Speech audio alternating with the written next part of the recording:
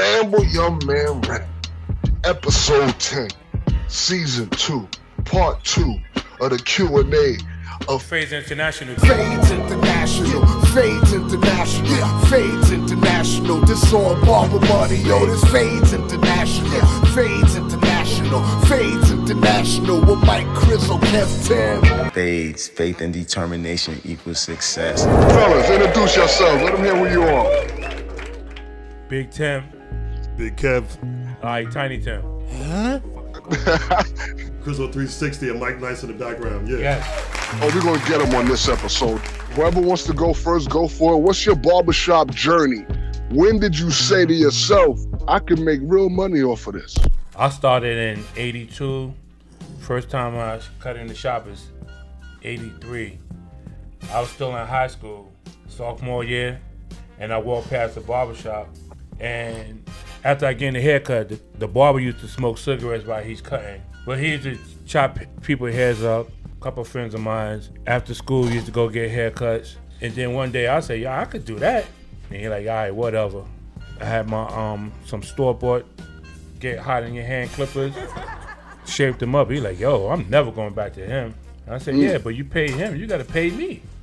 And as I got better, living in Brooklyn, you know, you got people in the building, low income. They could barely afford to send their kids to the barbershop. So I got a chance to practice. And then in 83, I was on Rockaway Boulevard. I seen a sign in the windows that Barber wanted. And it was an older cat. He became my mentor, named Carl Ramsey, and he gave me an opportunity. A couple years later, maybe 3 years later, I had my son in 86 on the guy around there with a kid. Psh, what a loser. What a way to start off. Yeah, what a way to start off. Fuck my life all the way up. A year after that, the owner, he had a partner, he passed away, but his daughter used to come to the barbershop, and his daughter had a friend. Her friend was dating Kev. She was like, oh, my boyfriend cut here too. I said, yeah, all right, everybody say that shit. Then he said, oh, he'll be home in a couple of weeks. So I said, hey, when we come home, tell him to stop by. I was in jail. He was on vacation. Fuck vacation. I was in jail. He was in prison. Oh, you said it bougie. Prison. Yeah. Everything got to do. I ain't ashamed of that. I was in prison. That's the story. So when he came home from prison, he came to the shop. It was crazy is in that time, it wasn't no young barbers. All the barbers were like in their 40s, 50s. Yeah. So it took years for people even to trust me to cut their hair because they're like, nah, you young. Like, so they started off by letting me just cut their kids. I didn't cut no adult, maybe like first 2 years. From the door, you was pretty much in the barbershop after like your second cut or whatever? Nah, I was in the barbershop since 83. So about a year it took you and then barbershop. I was cutting kids in the building. Cutting hair is definitely a confidence. Either you have it, you done. Like I said, I had nobody to build off, so I was just learning from the old cats. There was no other young guy cutting hair. So when Kev came, Kev was like 2-3 years older than me. How old was you back then? I was like 21, so he had to be like 23. Yeah, I was 23. Kev's not really good with math, so that's why I'm here. We got to. Oh, come on, bro. Don't worry, Kev. I'll edit that out. Don't worry about it. All good. I was 57 for the past 2 years, bro. Kev is the original Zeke from Power. Without the dumb faces. After prison, he came, and then the guy was like, yo, you the only young guy cutting hair. How you feel about working with somebody else? I said, why not? And from that day, we've been working together ever since. So you could say from 87, 88, that's like 34 years right now we at. When you see your first pair of clippers, was it love at first sight? I was on the fence with it in the beginning because when I was in jail, like they ask you, like when you're in reception, they ask you, what do you want to do?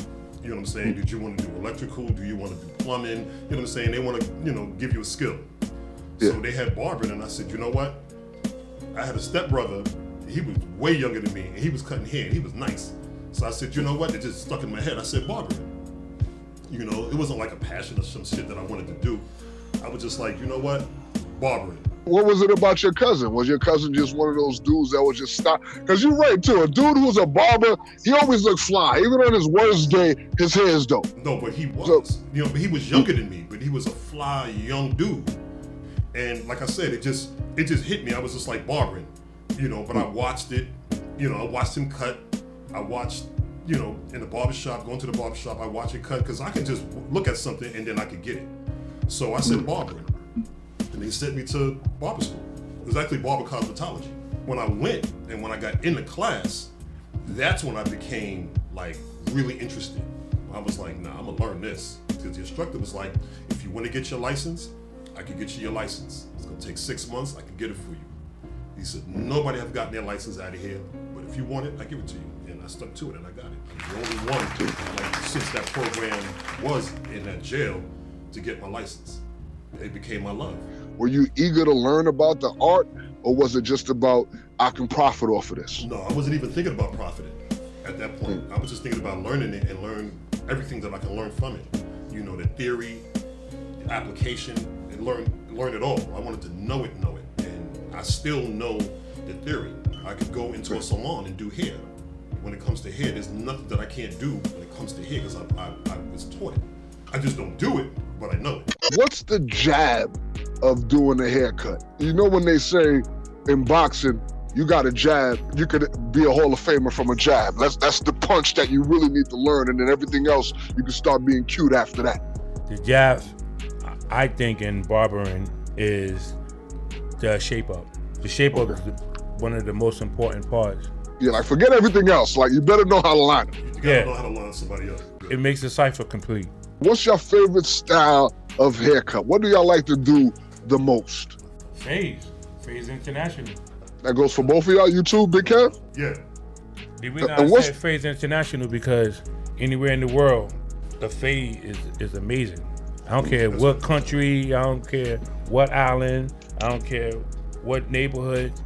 The fade is very important. Yeah, fade is very important. You gotta know how to fade. I don't care what else that you know how to do with a hair, but you better know how to blend that hair. There you blend go. that fade.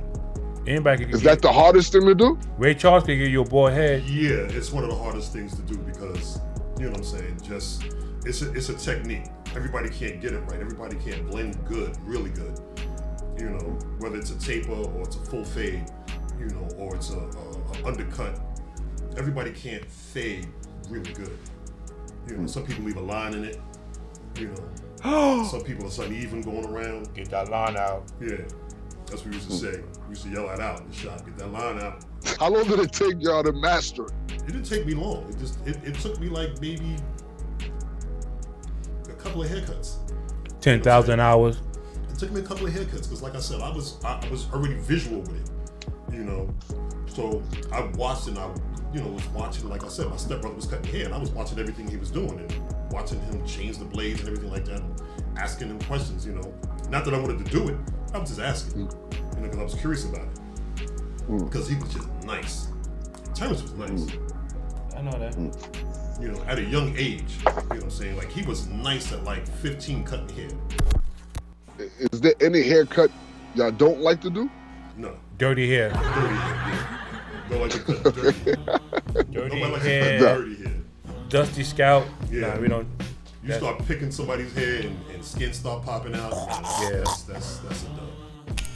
I heard Tim Dog's answer on this question. I wanted to ask you this, Big Kev.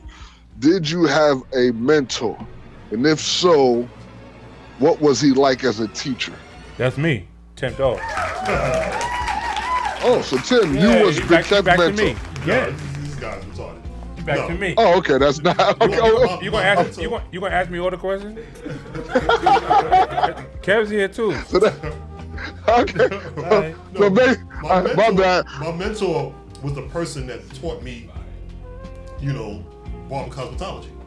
But he wasn't like my mentor because, you know, I was in jail, you know. All right. But he taught me the skills that I use now. He taught me everything that I needed to know to pursue my craft. He was a white guy, but he taught me barber cosmetology. He taught me how to cut straight hair. He taught me different techniques on cutting straight hair. You know, like say a black barber just might not know. They'll know how to cut some hair, but it's like a lot of black barbers aren't really good with straight hair. You got to go to the Spanish guys, or you got to go to a white guy to really cut straight hair well. Like you could have left him and went to a salon. Exactly, I said that. I can go into a salon now and do hair, straight like that. What was the biggest lesson you learned from him? Professional ethics, how to deal with clientele. Tim Dog, have you ever mentored anyone? Yeah, of course. Besides you claiming Big Kev. I don't think I didn't learn from this guy. I learned from this guy, and I hope he learned from me. that's what we do from each other. Working with some people, you take the best part of them and use it for yourself. Implement it in what you do, whether it's a technique, whether it's how they dealt with a client. You take some of that. How many years have y'all been cutting? This is my 39th year. April 3rd. Next year will be 40. Yeah, long time. Big Kev? The same. So what would y'all consider the best era of cutting? Because I know there's eras in this thing, no? Definitely eras. There's definitely eras. 80s, 90s. 80s, 90s. And why so? The grind. The grind. Was it more profitable? No, hell no, but the grind in itself. It wasn't as profitable as it is now, but the grind itself. The grind itself was what it was. We were handing out business cards while we were roller skating. Back then, we was able to learn about each other. Yeah. So you enjoyed the work? Yeah, putting in the work. Yeah, we definitely enjoyed putting in the work. We enjoyed putting in the work. We enjoyed marketing ourselves. Yeah. There wasn't a class to teach you how to market yourself. You just sat in the barbershop and waited for people to come. We went out there and got the clientele. That's what made y'all successful, huh? Exactly. I remember telling Tim, yo, we got to do business cards. And then we did business cards and we were putting them everywhere.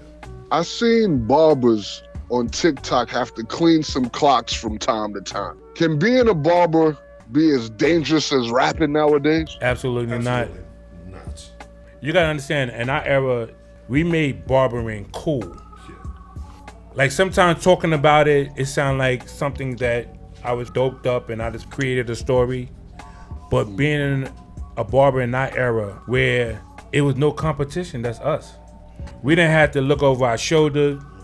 We had with the drug dealers, because you think about it, even the hustlers, it was only a handful of these guys who were really making money. And they was like the top dogs. Right. Everybody else is working for the top dog. You understand? Those niggas, we was making way more money than them. Those niggas were foot soldiers. We had cars. It's a fact. Nice cars. Very nice cars. Nice cars. They thought we were selling drugs. And we was fly. We was wearing shit that their bosses was wearing.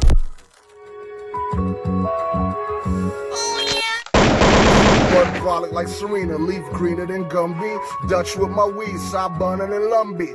In the country, never been in, foreign women love me. Money grubbing, chicken licking, tricking, make you live it. Ooh yeah, F-I-S-H, dope since clue tapes. This what pain makes. Jake's killing niggas like blacks on wholesale. Bombs in the mail, pin a donkey on the tail. Democrat. Hossa getting fat, he no fly straight. Church borders, I ain't hallelujah. U.S. Army recruiter in the hood trying to buy a shooter. We got plenty of those, the boulevard of Tudor. Remove you out your childhood home, and now it's on by Starbucks and it sucks, but give me my latte. Gentrification block used to be Haitian, now it's Jason and Robbie to tell me my job is not paying enough for this +2+ acre attack of the Quaker.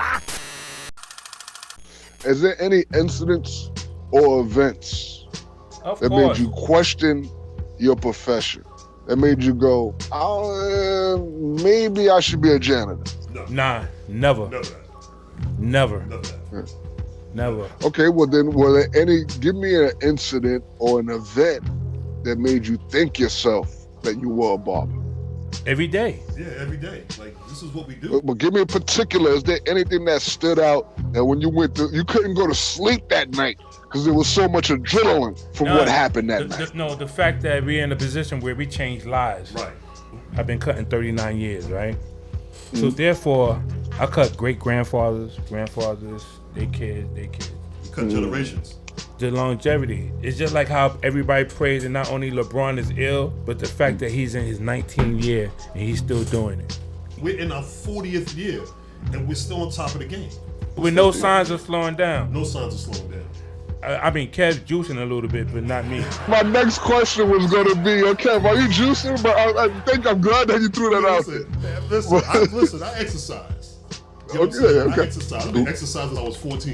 You know what I'm saying? Not me. Like, I'm not going to be, you're not going to be kicking sand on me on the beach. I'm a professional fat nigga, so. Okay, I get it. We're talking about Fades International. Who met Mike first? Give me that story. I don't know. I think we met Mike at like the same time. Because we were at the same barbershop. And I think Mike was going to come to that shop, but I was going to go down to another shop to help my man start his other shop, which was down the block. You know, but he was like all of our, you know, our dude. Not mine. He kind of did. But Not mine either. Yeah. I mean, I know, but I don't really know you. Yeah. We kind of like did this. You know, we kind of just crossed paths at that particular time. Even though we were cool, but we became cooler when he went down to the shop and I went down to the other shop. And then it was just like love. So by the time y'all all met, y'all all was already cutting hair. Yeah, we was all cutting hair. Nah, I didn't know Mike was cutting hair. Mike used to walk past and peep in the window. Yeah, that's a fact. He used to peep in the window and run. Remember when the kids used to have punch cars and then you see an ill car, they'd be, yo, that's my car? Yeah. Mike used to walk past and I think he was more amazed, just like I was, the fact that somebody in his age bracket, like I said, we came from an era where there was no young guys cutting. Right. So Mike was working at a barbershop where the owner was there and he was an older guy. So to see that The shop was kind of dry. Huh? The shop was kind of dry. No, but it was a small shop. It was a small shop, but it was kind of dry. It was like a closet. It was an old man. It was an old man. old dude. You know? So when Mike seen that, yo, these are some young guys and they getting it, and I'm up and coming. Let's think of Mike is like Ja Morant. Okay. You know what I'm saying? And That's not a bad thing at all. No, not at all. But he had that energy. Even though some older like guys like us, like I said, like LeBron James, we was in the game for 19 years. So Mike is coming in like, I could do what y'all do, but I'm not on the stage like y'all. So with me, I found out that he worked around the corner, and I stepped to him. And I was like, yo, I think you should come here. And he like, nah.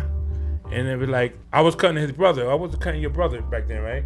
His brother wouldn't even let him cut it. Mike, he couldn't even cut the grass, but he always had that belief. So when I said, yo, come try it out, he came, and it was on from that day. And I did say that too. It takes confidence, huh? Like everything. Yeah, it definitely takes confidence. Come on, look at Ben Simmons. Spins on Gallinari, gives it up. Oh, he was right there. Everything is take confidence. Yeah, you're right. How about Crizzo 360? How did he come into the loop? Oh, Mike brought Chris on. I think Chris was away. He was in prison. He was in a different prison. He was in a different prison. He was in the French County Jail. Yes. University of Elmira. Oh no. So Mike used to talk to Chris. Chris used to call the barbershop. Mike used to talk, say, yo, my man, he be home soon. You know, he cut hair. And to me, it was like deja vu. Because when I met Kev, his girl said the same shit. Yo, my man is in prison. He be home soon.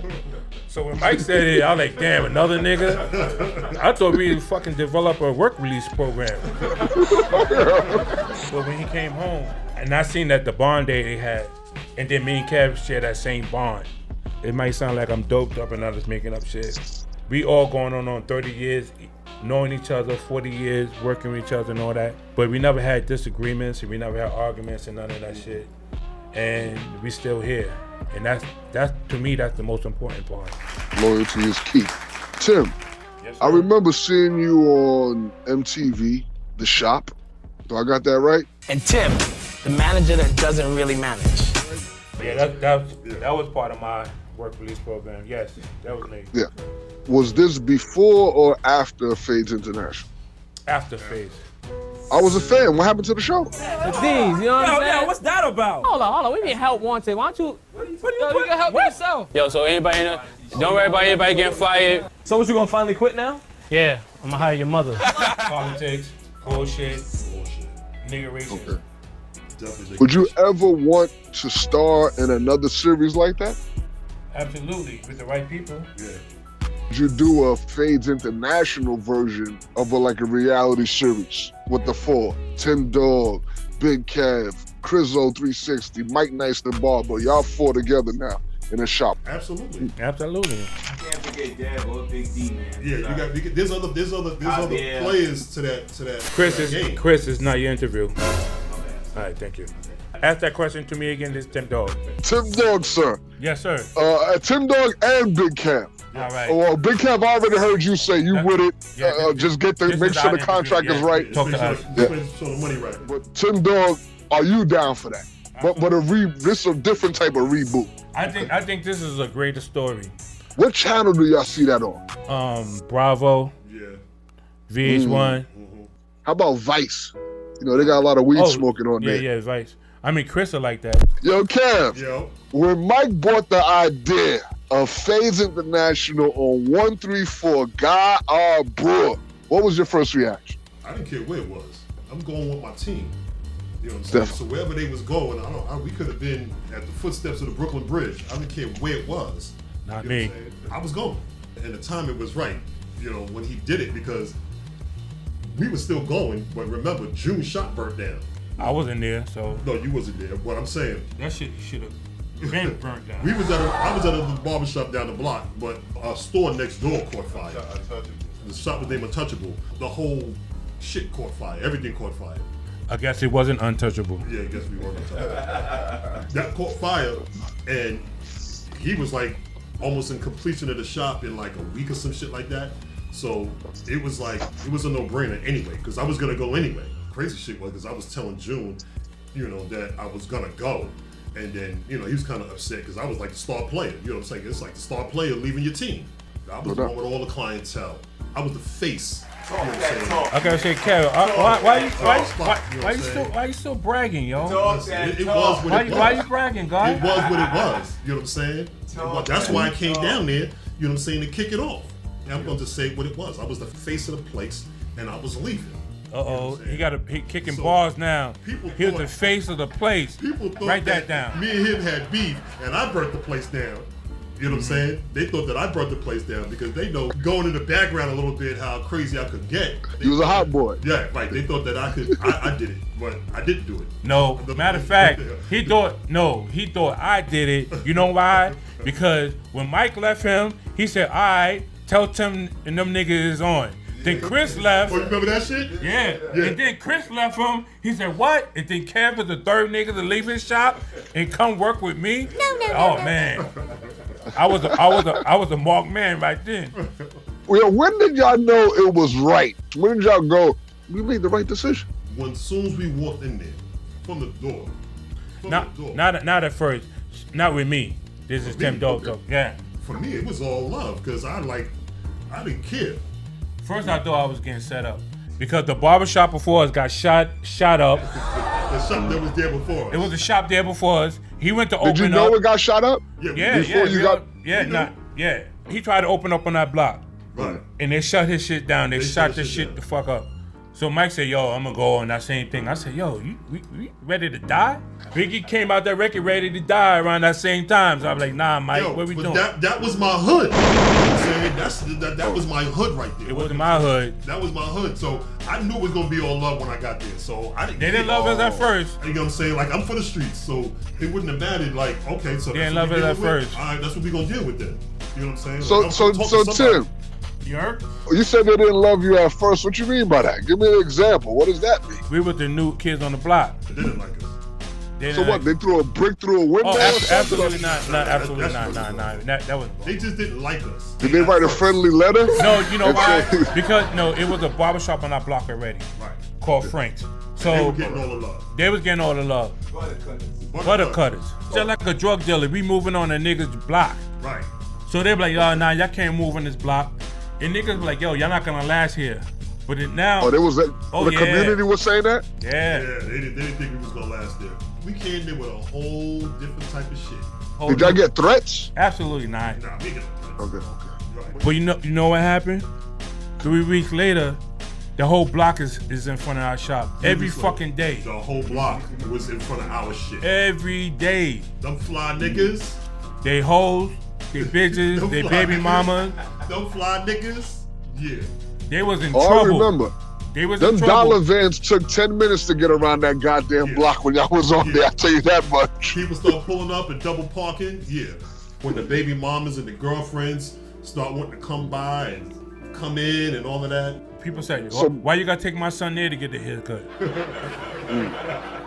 So they basically knew, like, you know what, this is not the same shit. Y'all can't shoot this one up because this one's getting love from the community. There you go. Absolutely. Can't beat them, join them. Once they seen that white awning, still today, how many people got white awnings? We were the first. Mike was like Soldier Boy. Yeah, he was like Soldier Boy. He started that shit.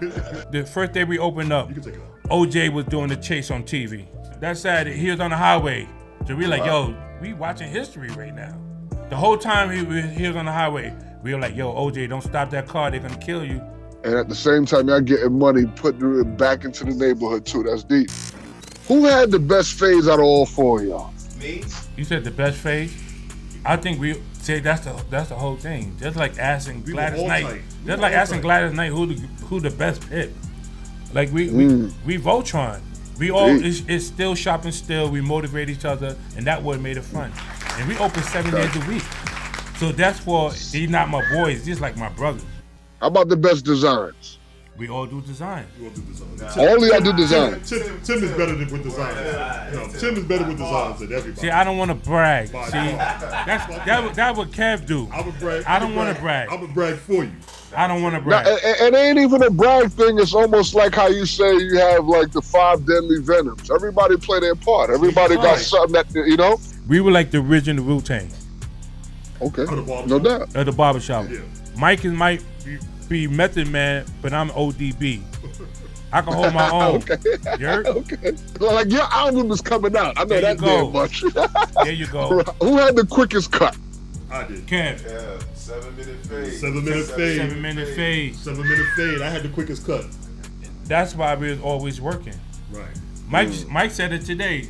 The difference, like we were getting people in and out. Like it was no lingering. You no didn't wait people too sitting long around. in there.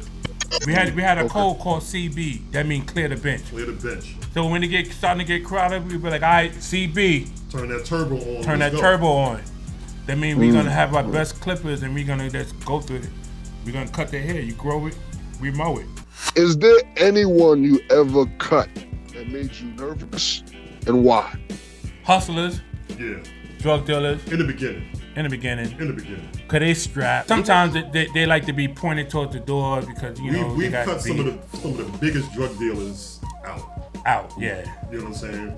Like, and those guys are sitting in the chair. Once they get in the chair and you put that cape around them, trust me, that thing was sitting in their lap. I believe in your beef is not my beef. Right, and you wasn't scared because you might fuck they shit up. You was scared because you didn't know who might come in the door for that.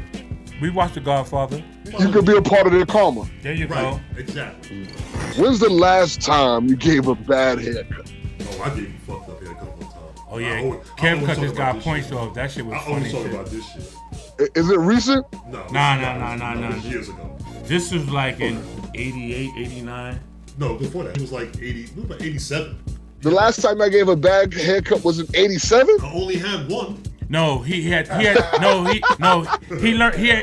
from that haircut. Yeah, I only had one. Yo, it was terrible. Yeah, it was terrible. It was definitely terrible. Yo, he looked like a thumb. It was definitely terrible. Yo, he fucked his shit up. But I was listening to a drunk motherfucker telling me what the fuck he want. And I Okay, kept saying, gotcha. "Are you sure? Yo, Are you sure?" He kept saying, "Give me that a shit round was so front. funny. Give me a round front." And I was like, "Are you sure?" And I kept marking his head. "You want round like this?" He was like, "Yeah, I want my points round. I want my points round." And I'm like, "All right, cool. Are you sure?" You know what I'm saying? I did the fade and everything. He was like, "Yo, just round my points up.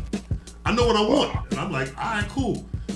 You remember Dr. Dre picture in the beginning with the round front? I put the nigga points all the way off. You know how women like they get their hair cut when they get like a Caesar or something like that, and they get the whole round front? Yeah, I know exactly what you're talking about. I gave the nigga that shit. I spun that nigga to the mirror. He was like, "Yo, what the fuck did you do?" That's the cut a parent give their kids when they find them playing with matches. Exactly. I took the hair down, gave the nigga high and tight. He was all right with that and sent him on his way. Can I hear what a great day in Fades International looks like? Every Is day. there is there more Coke 45 than Billy D's dressing room? Describe it to me. After 8 o'clock, it was a bunch of Hennessy. Andy up. Andy up. Okay. After 8 o'clock, Henny up, Henny up. it was a bunch of fucking Hennessy going on. And a bunch of bitches. Then a bunch of bitches. It was Who's Fades the after ladies' dark. man? Who's the ladies' man out the four? Kev. I ain't gonna hold you. Kev got more drama than baby mamas. My pull-out skill was fucking immaculate. Kev, you and I both, sir. Oh, I yeah. seen you at the meeting. Yeah, Kev, he fall asleep in it. Yeah. What do y'all think kept y'all together? Was it loyalty before royalty? What? God. It was everything. God, loyalty was everything. Love. It was everything, man. God put us together. Camaraderie was everything, man. God put us together and kept us together. I had my best and some of my most funnest moments with these guys, man, in life. I had some of the hardest laughs that I would ever have with these guys. Mike thinks everything is funny. Tim is a straight jokester, so you know. The funniest, yeah, he's the funniest. No, Mike is funny. Mike is funny, like, but he don't want to be funny, but he is funny. Yeah, no, he don't want to be funny. He's just funny. Mike is funny, but then you say some shit and make it extra fucking funny. Did y'all see Fades International coming to an end, or did it just come out of nowhere? No, it didn't come out of nowhere. It's just that you grow. You grow, and then you start to move on a different path. That's just life. You know what I'm saying? We were still friends. Did the ending of the business of Fades International heighten the friendship, or did it start y'all looking at each other just a little sideways? No. I mean, you know, like when Tim left, I was kind of salty, but not salty like I was mad at him because I understood. You know Tim was the first to leave? He was Dr. Dre? Tim was the first to leave, yeah. Michael Jack. You know what actually happened? I went back to prison. He went back to prison. You know what I'm saying? Okay. He forgot something. Yeah, I forgot something. I had to go back and get something. You know what I'm saying? Well, there is great food in France, so I get it. They're definitely. I ate great food in France. It's just coming back. You know what I'm saying? Like he was gonna make a move, and you know, it just the way things kind of went, and I wasn't, you know, like I wasn't salty. I was never, you know, I can't be mad at this guy but so fucking long. I might be disappointed, but never like really mad. You know what I'm saying? Because this is my guy. Like I love this dude. Like forever, ever, amen. Like people understand the love I have for this man. You know, like you really don't understand the love and like the loyalty that I have for this guy. You know, you move in different paths, and it's okay. At the end of the day, we met again. Not that we was apart, but we got together again, working together again. Went and did something. I went and did something. My situation didn't work out. I went over to him, and it was like we never left. It sounds from the outside point of view, it sounds like you respected his personal decision. No, I did. I did, but growing, like, even when Mike opened up Fades, right? There's not a lot of people who were doing what he did. Mm-mm. Like when I started, I was the youngest barber. Not at that age. I think Mike had to be like the youngest owner. Yeah. So with that comes trial and tribulations, like anything else. But sometimes being a good guy, people will always try to take advantage. And then me being in the shop and I see people taking advantage. After a while, especially somebody that you respect and somebody you love, and you see that people taking advantage. After a while, you can't just look at it. You gotta be vocal about it. It got to a point where people in the neighborhood like hated me, like, oh, he act like this is his shop, and you know, Tim, you're not the owner here. Thank you. And I used to hear that all the time. But in hindsight, in my life, me being 55 years old, right, and living life, it's not a lot of things I regret. But one thing I do regret is not sitting down, even when it was time for me to bust a move, me sitting down and talking to Mike and making sure that not necessarily his blessing, but if I had a chance to do it all over again, I'd rather did something with him than a lot of other people. And like I said, communication and a lot of stuff, it should have took place, but it didn't place. And if I had that conversation, or we both had that conversation, I think that we'll still be working with something today. Because of who he is and how he is. That would have been like a dream come true. But me, being at the age that I was at, and in the situation I was at, when the opportunities came, I just tried to make the best of it. Because there was a lot of great things that he was doing. So I was taking pages from his book to do my own. And I did it for 18 years, had the shop for 18 years. But then, just like his situation in 2000, when that came to an end, in 2014, mine came to an end. You understand that communication is key. Absolutely. What kept the respect and love there? God. Because nothing was ever done disrespectfully. It's just like, you could talk about 99 things, but the one thing you don't talk about is the thing that needed to be talked about. Because the other 99 things might be bullshit. Might be talking about bitches, might be talking about cars, might be talking about that. But the one thing we didn't talk about was business. We never say, yo, it'd be dope if we did this together. We never had that conversation. But we talked about 99 other shit. Yeah. But that one probably thing would have been great as a collective. Absolutely. You know what I'm saying? With everybody's ideas, we probably would have been like super dope as a collective. Even with me and Kev, like I said, since what, 87, 88? We never ever said that, yo, you know what would be dope if we open up a shop together. We'd be cool working with each other, but we never had that conversation. Right. But we talked about 99 other things.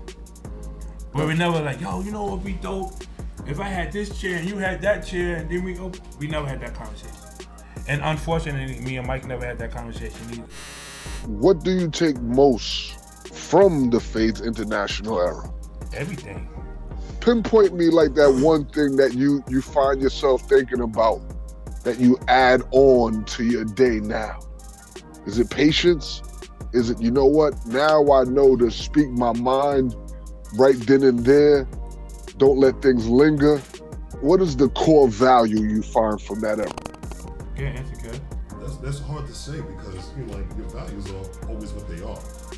You know what I'm saying? Like, you live and you learn. You came there with certain values. You just learned people. Now you know how to deal with people. Because the same people that we dealt with as far as the community, we don't deal with those type of people now. Only when they come to the shop. We dealt with those type of people hanging in front of the shop. You couldn't be like, yo, get the fuck from in front of the shop. And I said that. he said that.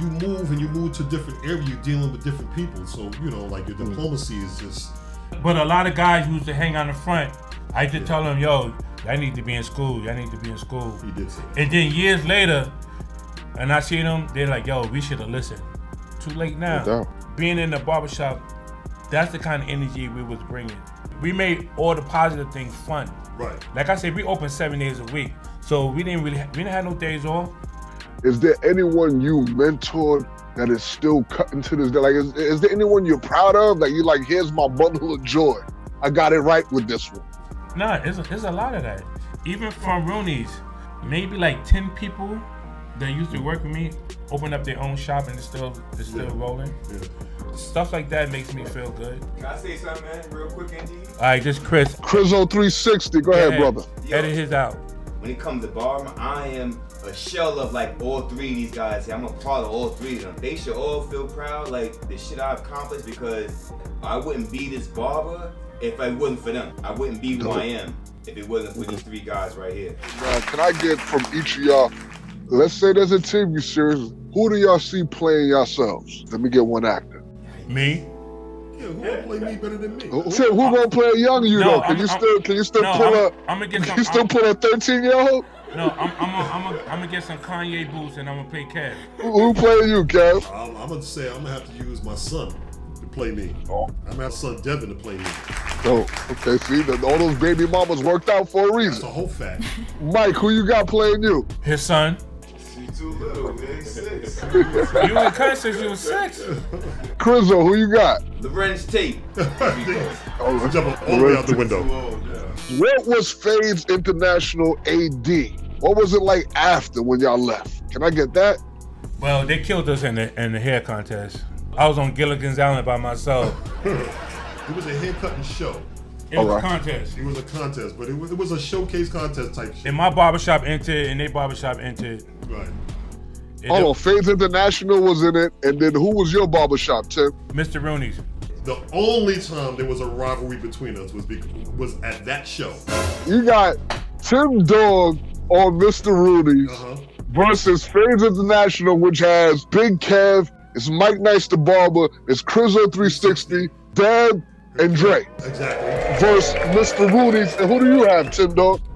I had Carbear, I had Teddy, and I had Bob. I had a guy named Big D. After that night, Big D left and went to Mike's. Yeah. I remember that. Facts. The choreographer for our routines was Crizzo. Crizzo picked the music. He picked the music and he picked how we was gonna come out. He did all of that. My choreography, when I had the girls dancing with the plaques, was dope too. Yeah, no, that was dope too. And they came out to Busta Rhymes, put both hands where your eye can see. Video setup type shit going It was on. Busta Rhymes put both hands where your eye can see before they hit the radio station. They came out with so plaques. It was brand new. They had plaques in their hand. They came out with plaques. You know how the boxers, Yeah, you know how the boxers between the rounds, they round 2. I had girls doing that, but Mike and them, they Rooney Platinum plaques, like Tim he was like puff with dance. Yeah. Yo, don't want him to be in your video. They had a whole video shoot going on. Mike and them, they used the cheat code. They hired a professional. Yo, they had them jerseys custom. Nobody had the same jersey numbers. Mission and Nest didn't even make those shits. But at the end of the day, it was dope. It was dope.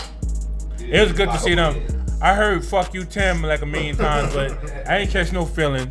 So it went there with it. It got ugly a little bit. Nah, some people did. They say "fuck you, Tim." Fuck you. Yeah, they were like, yeah. We didn't do that. Then that's when I realized how thick my skin was. And then at the end of the day, for that whole shit, we all got cheated. We all got cheated. Shit. Look at God. Rob McDaniels, they were filming it. Video Music Box was filming the whole shit. Yeah, look at God. You know, then at the end of the day, God says, if Tim don't win, nobody wins. we all got cheated. Somebody won and their whole presentation was trash. The guys who won was the guys who hired fucking Rob McDaniels. Nobody won. No, looking good. Looking good one. Looking good one. They won that night. And then people had wigs on. They put it together. Yeah, they put it together. Yeah, they cheated. Yeah, that's collusion right there. They call that. Yo, they didn't do no haircuts. Everybody had wigs on. All the way trash. Cause Mike, y'all cut people hair that was in it. I cut people hair that was in it. Right. But they didn't. All their people had wigs on. Right. Afro wig, Afro curly wig. Y'all in the pandemic era of Barber. What was your game plan? Was y'all prepared for it? I was. Because I knew it was coming. I saw it coming. I kept telling them, like, yo. Kev didn't know shit.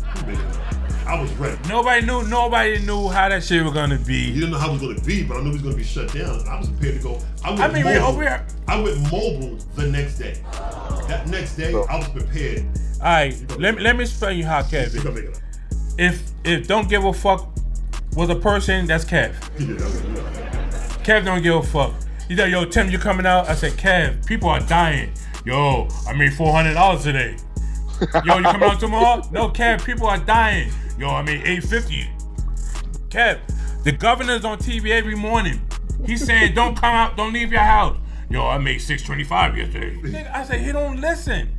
Kev was Mr. Don't give a fuck. I didn't give a fuck. Kev was going in your house. He was going in your house. I said, yo. Nothing gonna stop my money. Nothing gonna stop my money. Yo, he was cutting between cars. He was cutting on the grass on the side of the highway. Whatever. Kev was, he was all over. Yo, I charged an extra $100 to go to the Bronx.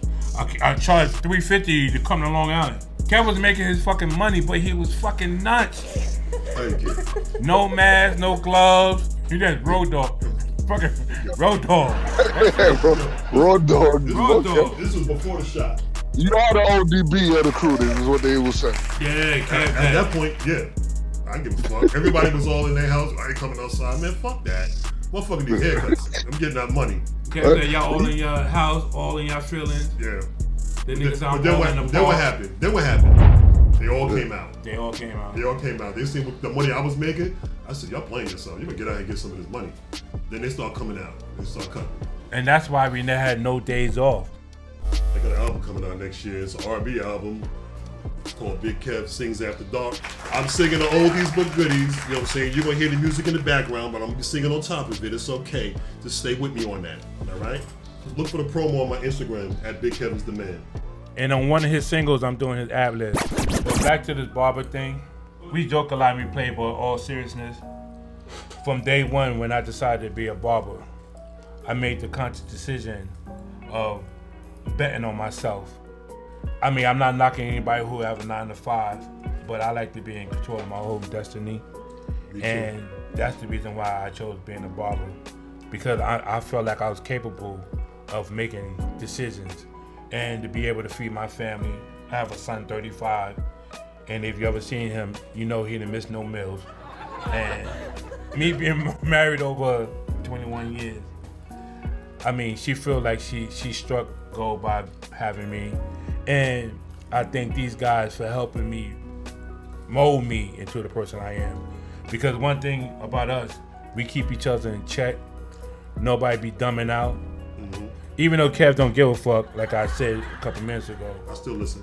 But for everybody else, we keep each other, you know, in check. And we don't let nobody wild out and nobody disrespect us because we don't disrespect nobody. We're like the coolest brothers on earth. Thank you, Kev. But we definitely thank you for your time. And just make sure I interview better than Chris and Mike. So we older. This your host, Ramble Indeed, and I appreciate you all for tuning in to IUA Network YouTube. This has been Ramble Young Man Ramble, episode 10, part 2, the Q&A of Tim Dog and Big Kev from the legendary Barbershop crew, Fades International.